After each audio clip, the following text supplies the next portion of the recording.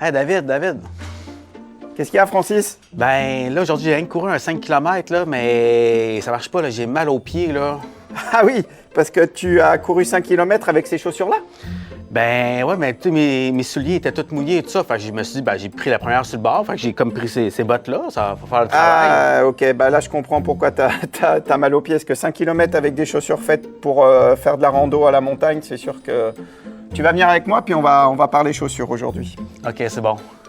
Fait que là, David, là, tu dis que mes bottes, là, c'est pas bon pour courir. Mais là, si je veux faire quand même marche-course à peu près peut-être pour un 5 km, c'est quoi que tu me suggères? Alors, il existe des modèles comme celui-ci, en fait, qui vont te permettre soit de marcher, faire une petite rando tranquille, ou soit, si tu veux alterner marche-course, ça te permet aussi de faire des petites courses tranquilles. Effectivement, tu ne vas pas faire un marathon avec ça, mais c'est des bonnes chaussures qui te permettent soit de marcher à bonne allure, ou soit de trottiner à faible allure. OK. Mais si je veux aller, par exemple, faire un 5, mais un peu en montagne, un petit peu style rando, c'est quoi ce serait mieux? Parce que ça, si on regarde en dessous, j'ai pas de crampons. Si tu vas en montagne avec ça, tu te doutes bien que tu vas glisser. Sur la roche humide, sur les racines, là c'est risque de chute, d'entorse ou tout ce que tu veux. Il existe des modèles qui sont adaptés pour les sentiers.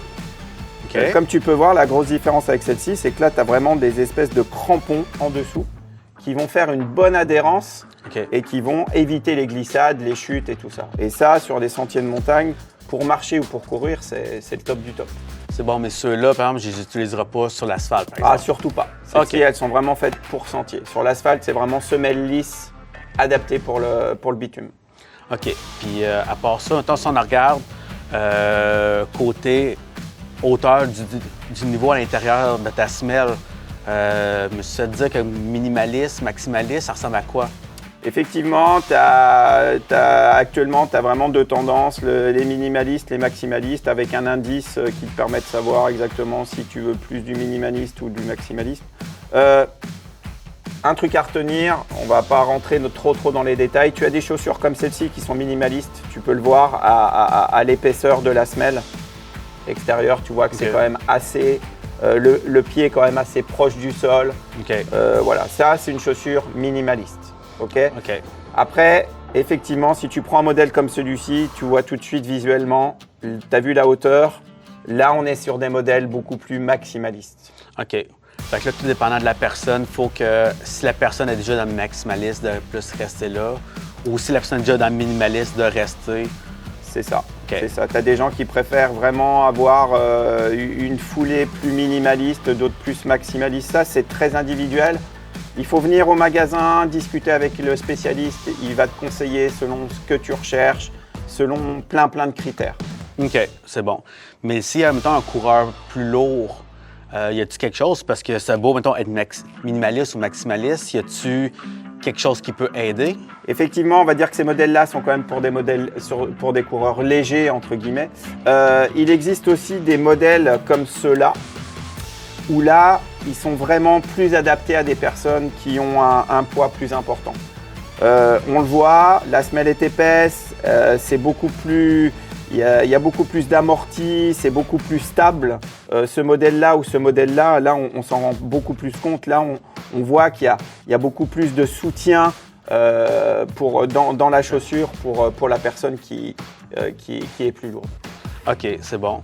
Mais même si je suis quand même un coureur de grosseur dite normale, mais si par exemple j'ai des pieds un peu plus larges que normal, y a-t-il quelque chose? Parce que si mon pied est serré, je ne serai pas confortable. Effectivement, tu as des marques qui proposent à l'heure d'aujourd'hui différentes largeurs de chaussures. Tu as des modèles qui sont beaucoup plus larges, comme celle-ci en fait, qui est beaucoup plus large que celle-ci, selon la morphologie de ton pied. Effectivement, il y a des pieds fins, il y a des pieds carrés, il y a des pieds larges. Ça, c'est ce que je disais juste avant. Il faut vraiment venir dans le magasin spécialisé. Et là, on va te conseiller selon ton type de pied, selon ton poids, selon si tu cours sur la route, si tu cours en sentier, si tu veux une chaussure dynamique, si tu veux une chaussure stable. Il faut venir ici pour vraiment qu'on te conseille et que tu partes avec chaussures à ton pied, comme on dit. Hein. Oui, c'est sûr. Fait que, puis après ça, aussitôt que j'ai un soulier que je me sens confortable dedans, est-ce que je l'essaye un petit peu en magasin? Comment ça marche? L'avantage du magasin spécialiste comme ici, c'est que tu viens, on te conseille bien, on va peut-être te proposer 2-3 modèles, tu vas les enfiler. Si dès le départ, tu sens une gêne, tu sens un truc qui ne va pas, la chaussure ne sera pas pour toi. Okay. Il faut que quand tu en glisses ton pied dans ta chaussure, tu sens ton pied vraiment libre, qu'il n'y ait pas de pression, qu'il n'y ait pas de friction, que ton pied soit vraiment bien dans la chaussure. Une fois que tu as fait ça, tu as la possibilité de trottiner dans la boutique, okay. Ou alors tu vas sur un tapis de course et là, pendant quelques minutes, tu vas commencer à dérouler, à marcher vite, à faire ta petite foulée. Et puis là, tu vas sentir si ton pied est toujours bien dedans, si tu n'as pas le talon qui décolle, si tu n'as pas les orteils qui tapent au bout. Et après, en fait, en fonction de ton ressenti, tu choisiras le modèle qui te conviendra le mieux. Ah ben, merci beaucoup, David, pour tes trucs. Fait que, on lâche pas le jeune. Du coup, merci Vieille Croûte. Quelques petits bonus conseils pour le choix de ces chaussures. Très important pour choisir la bonne pointure de sa chaussure de running.